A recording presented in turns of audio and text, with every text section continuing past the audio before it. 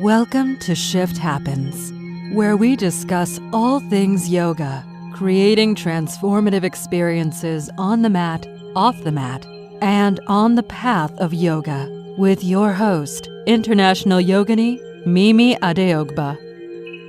Welcome everybody to the show today. I have an inspiring guest who I met 2 years ago in India, where she did her 300-hour yoga teacher training at Rishikesh Yogpith. And our guest is coming to you from Cape Verde, and her name is Sarah Bartlett. Thank you for joining the show, Sarah. How are you? Thank you very much. Yes, I'm very good and honored to be here and happy to share something around yoga. So I would love for you to share with our audience today a little bit about yourself. So tell us about yourself. Who is Sarah Bartlett? Okay, so I guess yoga related, because otherwise we could be here all day. But yeah, I've been teaching, I realized I've been teaching yoga for 2.5 years and only practicing on and off really in the first 1.5 years, but for 4 years in total. So I'm lucky enough to say that I'm a full-time teacher. And that means for me at the moment I teach around 17 classes a week. And I love it. I enjoy being able to share. I enjoy most being able to learn and then to be able to share and then to be able to learn it better from sharing what I learn about yoga. So yeah, I see yoga in everything. And to me, I guess yoga is my life. There isn't much room for very much else. Obviously family and friends, but in terms of my day-to-day life, it really is yoga related. With such a deep immersion into your yoga practice and teaching, I'm curious to know what attracted you to the path. It's so hard to answer that in the space of time. I have always enjoyed working with people, and I've always been interested in communicating and the psychology of people, and that was kind of where my career was before. And then as things do, life happens and you go through some difficult times. And I really found meditation first. But meditation was super hard, really challenging. And I found yoga and was really drawn into yoga because it felt like a moving meditation, which felt easier than just sitting. So that kind of drew me in from the beginning. I'd always enjoyed moving my body. And this was kind of a mindful movement practice that every step of the way there was something new to learn and a whole other level that you didn't realize existed until you dug a little bit deeper. Mm-hmm. So, yeah. So that's very interesting that you say that moving meditation as one aspect or one dimension of what yoga is. So I would love to hear your view on what is yoga. What is yoga to you? Yeah, I knew you were going to ask this question. It was bound to happen. Yeah, I mean, what is yoga? It's such a loaded question, actually. What is yoga? And people ask you all the time. I think people ask people all the time, what is yoga? So right now, I'm wishing that I looked up some beautiful, poetic, inspired, classic definition of what yoga is. But to me personally, yoga is not somebody else's definition, no matter how respected and beautiful and totally accurate the quote may be. For me, yoga really is something that's very personal. And I guess if I was to try to be a little bit clear and less vague, I like the words integrated. I like the words into being and connected and union. And I feel like yoga has always been and yoga always will be. And it's not necessarily it's not necessarily something that you do, and it's more a place that you go. And yoga is everywhere. If you're, it's a perspective, or it's a lens from which you can view your whole life and everything that happens. And I think yoga should really be vague. I don't think we should try too hard to define it too much, because there's always that room for growth, and there'll always be something else in yoga. So yeah, I guess that's about the best I feel like I can answer that today. I like it. I like what you're suggesting in terms of not trying to make it just one thing, because as I experience it, is different for how somebody else might experience it. And for me, I'm experiencing it as a whole lifestyle. But even there, somebody else might incorporate different aspects of yoga into their lifestyle. So it really is unique. And it needs to be unique to the individual.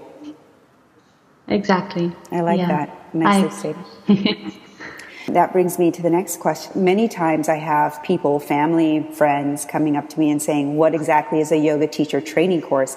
And now you've gone through a couple. So would you share with the audience, please, your version, your perspective on what is a yoga teacher training course?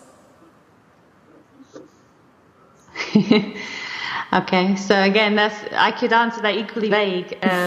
My experience, I've done 2 yoga teacher trainings, and I feel so blessed, so honored, so lucky, so grateful that I had the opportunity to experience quite different teacher trainings, completely different experiences.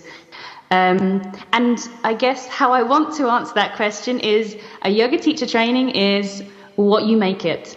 Mm-hmm. So it really is about what you're going to bring to it and what your expectations and hopes are. But I guess the yoga teacher training for me taught me so much more about myself. And I guess I was expecting initially that it was going to teach me on how to teach and something more clear. But it became far more philosophical, I guess, or a lot more made me a lot more curious and a lot more questioning about the whole thing. A yoga teacher training is really intense in some ways. If you do it as I did over day after day in a short, intensive way. And I definitely feel like it really enriches your practice. And again, it gives you that experience.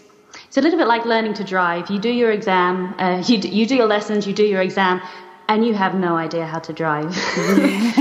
You go out there and in real life, you learn on the job as such. And I think yoga teacher training is the same. You learn so much, but in terms of the teacher aspect, it's when you go out there and you're like, oh yeah, I've got to do this and I've got to do that and I've got this idea and this option. It's really hard to define a yoga teacher training, but you will learn a lot about yourself. You'll learn what you make it. I think in both of them, what they had in common was they gave me a lot of freedom to explore the areas that I wanted to explore in greater detail, because the area is so vast.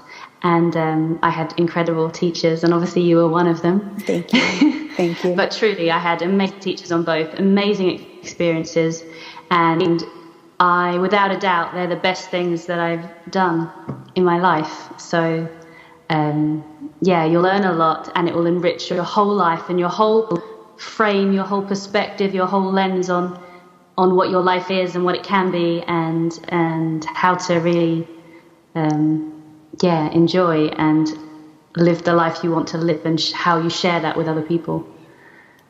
So it's really really random. There's so many ideas running through my head, and I could talk for hours, and I would love to, but where to begin tonight. If you ask me tomorrow, the answer's completely different. Maybe we should ask you tomorrow. Maybe I should ask you tomorrow, make a continuation, part 2 of this conversation. Well, congratulations on really immersing yourself in your work, so much so that you have been able to carve out teaching yoga as a way of life, because many people have to get a day job and only be able to dedicate so many hours towards teaching yoga that they kind of just fall off, and then yoga becomes some kind of automatic, I don't know, afterthought or rote way of cueing, versus actually helping people to understand and supporting them in their transformation on the path, which is what you are doing now with all the work that you're doing. Yeah, I'm incredibly lucky that I literally everything is a learning opportunity. So I ask people to ask me questions at the end of class, and then I can then devote an hour of my day quite easily to exploring that question and getting back to them the next day, or by email or however I need to. So I am so fortunate in being able to be so immersed, but of course not everybody will be able to. Right. I remember how studious you were, and how you were constantly keeping track of information, compiling information, and blogging. Are you still blogging? I am kind of still blogging. I need to get a little bit more. Again, that's probably my area of weakness, is the whole social media. I guess that's not really my forte at the moment. I invest my time kind of in the classes, but I'm getting there. I have a website. I have a blog that I haven't actually taken a holiday for a long time, because I kind of consider my job to be what I love to do. But I'm taking a holiday soon, and I'm going to get a chance to really focus on my putting my blog, getting it up to date, because I have hundreds. You can imagine, I have hundreds of almost finished articles,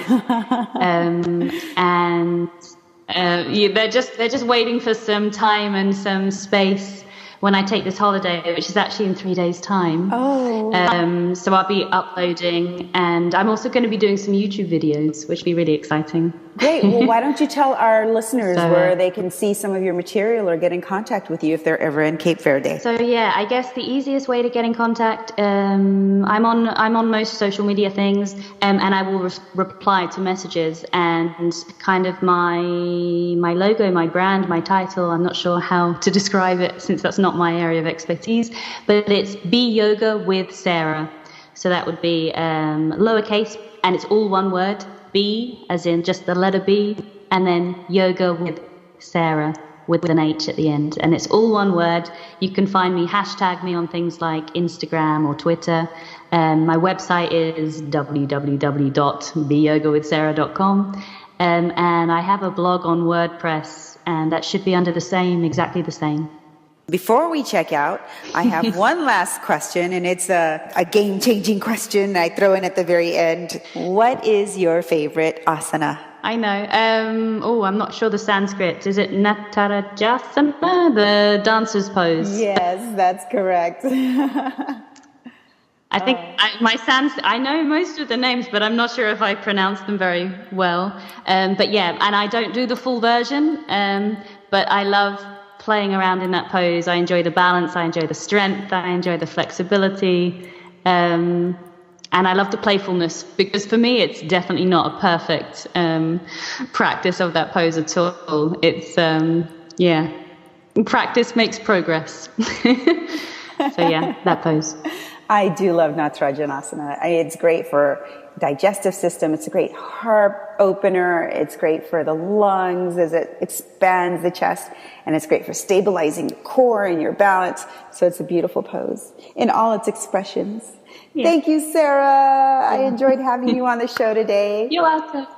And thank you, our audience. Thank you so much for inviting me. Yes, absolutely. We'll do it again. And thank you, our audience, for joining us on Shift Happens with your host, International Yogini, Mimi. You've been listening to Shift Happens with International Yogini, Mimi Adeyokba. To learn how to build your own yoga brand while creating transformative learning experiences for others, or to listen to past episodes, go to yoginimimi.com.